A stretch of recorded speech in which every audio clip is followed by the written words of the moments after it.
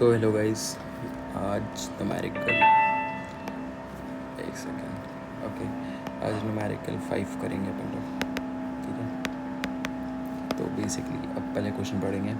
The maintenance department of large hospital uses 816 cases of liquid cleanser annually, यानी annual demand कितनी हो गई अपनी, जो दिया है ना पहले लिख लो उसको। एनुअल डिमांड है 816, ठीक है, per year. Okay, carrying cost दी हुई है। अब देखो ऑर्डरिंग कैसे दिया है। ऑर्डरिंग कॉस्ट यानी ओ दिया हुआ है। Ordering cost O S is equal to ordering cost दी है 12, और कैरिंग कॉस्ट यानी H is equal to carrying cost is equal to 4, ठीक है। ये हो गया। नेक्स्ट दिया हुआ है new price scheduling indicates that less than 50 cases will cost. अच्छा, अपन लोग क्या करते हैं पहले कि एक टेबल बनाते हैं। क्वांटिटी की रेंज मिली है ना, अपन रेंज अगर लेस देन 50 है, लेस देन 50 है तो कितना प्राइसिंग होगा 20, है ना। 50 to 79 केसेस हैं तो कॉस्ट हो जाएगा 18, और 80 to 99 केसेस हैं तो 17, और इससे ज़्यादा यानी कि ग्रेटर देन इक्वल टू 100 है तो 16, ठीक है। अब ई ओ क्यू निकालते हैं। सबसे इम्पोर्टेंट तो वही है। E O Q will be equal to under root 2AO by C, also equal to under root 2 DS by H, दोनों सेम ही फार्मूला। तो एनुअल डिमांड कितनी है 2 इंटू 816 इंटू ऑर्डरिंग कॉस्ट कितनी है 12 बाय H कितना है 4, तो विल बी इक्वल टू 70, क्योंकि 3 6 और इसका अंडर रूट निकालेंगे तो 3 6 70 यूनिट्स, ठीक है। अब 70 यूनिट्स देखो इस टेबल में कहाँ फिट करता है। 70 यूनिट्स कहाँ फिट कर रहा है, तो यहाँ पर फिट कर रहा है, ठीक है। अपना 18 रुपये लेके रखेंगे अपन इसको, राइट। तो 18 रुपीज़, क्योंकि 18 रुपीज़ वैलिडेटेड है, इसकी रेंज ये है, तो 18 रुपीज़ में 70 यूनिट्स, ठीक है। अब ई ओ क्यू फिट हमेशा एक रेंज में होता है, यानी कि क्यू जो वैल्यू अपनी आ रही है 70, that is E O Q, ठीक है। फिर कैसे आएगा, अपन हायर डिस्काउंट्स पे चेक करते जाएंगे। क्यू हो गया 80, ठीक है, केसेस बना रहा है ऑटो ई ओ क्यू, ठीक है।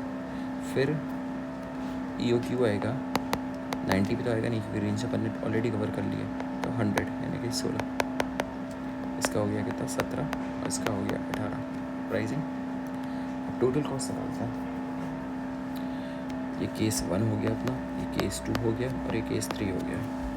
तो पहला है अपना सपोज़ करो अपन लोग क्या करते हैं, टोटल कॉस्ट निकालना है। देखो इसमें क्या लिखा हुआ है, determine the optimal cost, total cost and the optimal order quantity. Optimal order quantity निकाल दिया अपन, ई ओ क्यू निकाल दिया इसने अपन ने, तो ये हो गया अपना ई ओ क्यू, है ना, ये निकाल दिया। अब टोटल कॉस्ट बची है। टोटल कॉस्ट का फार्मूला पहले अपन लोग लिख लेते हैं। टोटल कॉस्ट की वैल्यू क्या होती है, सब कुछ प्लस करना, purchase cost plus ordering cost यानी कि एस प्लस कैरिंग कॉस्ट यानी कि एच, ठीक है। तो केस 1 लेते हैं हम लोग, जिसमें केस 1 में क्यू यानी ई ओ क्यू है अपना 70, और प्राइसिंग है 18, ठीक है। तो परचेज कॉस्ट क्या हो जाएगी, परचेज कॉस्ट हो जाएगी कितना है 816। एनुअल डिमांड है एनुअल डिमांड इंटू प्राइसिंग, तो 816 into 18 will be equal to 148688, ठीक है। परचेज कॉस्ट हो गई। अब अपन लोग परचेज कॉस्ट निकाल दी, ऑर्डरिंग कॉस्ट निकाल दो। अब ऑर्डरिंग कॉस्ट क्या है, S is equal to E O Q 816 यानी sorry annual demand by E O Q. E O Q क्या है 70 इंटू ऑर्डरिंग कॉस्ट, यानी ऑर्डरिंग कॉस्ट कितनी थी, ऑर्डरिंग कॉस्ट थी अपनी 12, है ना। तो इसका आंसर आ रहा है 140। फिर कैरिंग कॉस्ट देख लेते हैं। Carrying cost will be equal to 70 का है 70 यानी कि E O Q divide by 2 into carrying cost कितनी थी 4, बस। तो ये आ गया कितना 140। अब सबको प्लस कर दो तो आ जाएगा 14968 केस 1 का। अपन लोग ऐसी केस 2 का निकालते हैं। केस 2 में क्या है, क्यू की वैल्यू है 80 यानी 80 और प्राइसिंग दी है कितनी 17। तो सिमिलरली सबसे पहले अपन परचेज कॉस्ट निकाल लेते हैं। परचेजिंग कॉस्ट कितना है, एनुअल डिमांड है 816, प्राइस है 17, तो ये आ जाएगा अपना 13872। ऑर्डरिंग कॉस्ट निकालेंगे। ऑर्डरिंग कॉस्ट का फॉर्मूला क्या है, S is equal to annual demand by EOQ into ordering cost. तो एनुअल डिमांड थी 816 डिवाइडेड बाय 70 नहीं आएगा 80 आएगा, क्योंकि EOQ तो चेंज हो गया है। और ऑर्डरिंग कॉस्ट क्या है 12, तो हो जाएगा 122.4। फिर परचेजिंग निकाल दी, ऑर्डरिंग निकाल दी, अब कैरिंग कॉस्ट निकाल दे रहे हैं।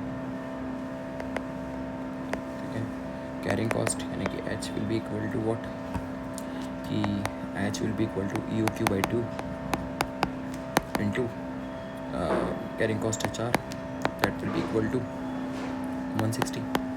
फिर से प्लस कर दो 141.5.4 141.54, एक और आएगा, रुकना एक सेकेंड,